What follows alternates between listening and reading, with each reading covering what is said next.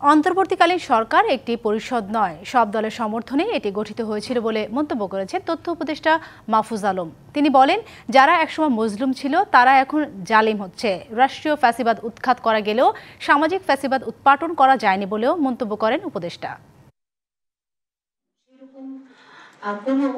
শনিবার রাজধানীর বিস অডিটোরিয়ামে উইমেন ইন ডেমোক্রেসি আয়োজিত এক গোলটেবিল বৈঠকে যোগ দেন তথ্য উপদেষ্টা মাহফুজ আলম। অংশ নেন নারী অধিকার কর্মী, রাজনীতিবিদ, সমাজ বিশ্লেষক ও নৃতাত্ত্বিক গোষ্ঠীর প্রতিনিধিরা।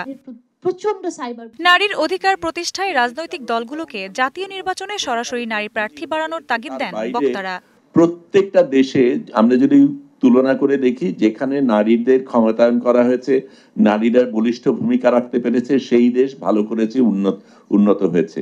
যে রাজনৈতিকভাবে নারীরা আসবেন সেটা একেবারে সর্বনিম্ন স্তর কাঠামো থেকে শুরু করে এক উচ্চতর কাঠামো, সেইখানে আসলে কোনো অংশগ্রহণের জায়গাগুলো উৎসাহিত হচ্ছে না। যেই মহিলারা দলের সাথে যুক্ত থাকবেন, আর কিছু যদি নাও পারেন, সেন্ট্রাল কমিটি যখন মিটিং হবে সেই মিটিংগুলোতে আসবেন। আমাদের গণতন্ত্রের বিনির্মাণের নারী এটা খুবই একটা টাইনি টপিক, এবং আমরা যদি এই জিনিসগুলো অ্যাড্রেস করতে না পারি, our democracy will not be স্ট্রেংথেনড।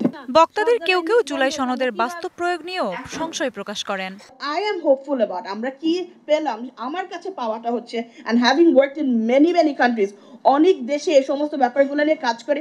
নারী পুরুষ উভয় ধরনের শ্রমিকের জন্যই আসলে শ্রম ঘন্টা কমানোর প্রশ্ন, তাদের এফিসিয়েন্সি বাড়ানোর প্রশ্ন, তাদের কর্মতুষ্টি বাড়ানোর প্রশ্ন, এগুলো খুব জরুরি প্রশ্ন। আমরা যদি গণতন্ত্রকে একেবারে বটম আপ একটা ভিশনে, একটা লেন্সে দেখি, এটা হচ্ছে তার চিত্রটা।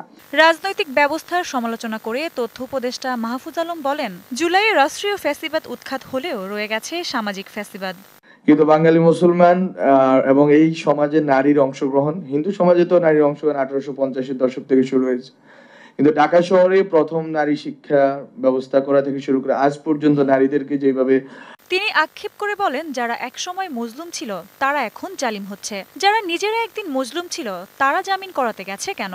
এরা যে মজলুম থেকে জালিম হচ্ছে, কেন সেটা হচ্ছে ভাবতে হবে। এখানে ইসলাম আসবেই অবশ্যম্ভাবীভাবে, এখানে হিন্দু নারীদের মানে বিবাহ পরবর্তী তার সম্পত্তির অধিকারের প্রশ্ন আসবেই। রাষ্ট্রীয় ধর্মীয় সব ক্ষেত্রে আলোচনার মাধ্যমেই সমস্যার সমাধান করতে হবে বলে মন্তব্য করেন উপদেষ্টা। একজন শ্রমিক। সঞ্জিদা হক, ডিবিসি নিউজ, ঢাকা।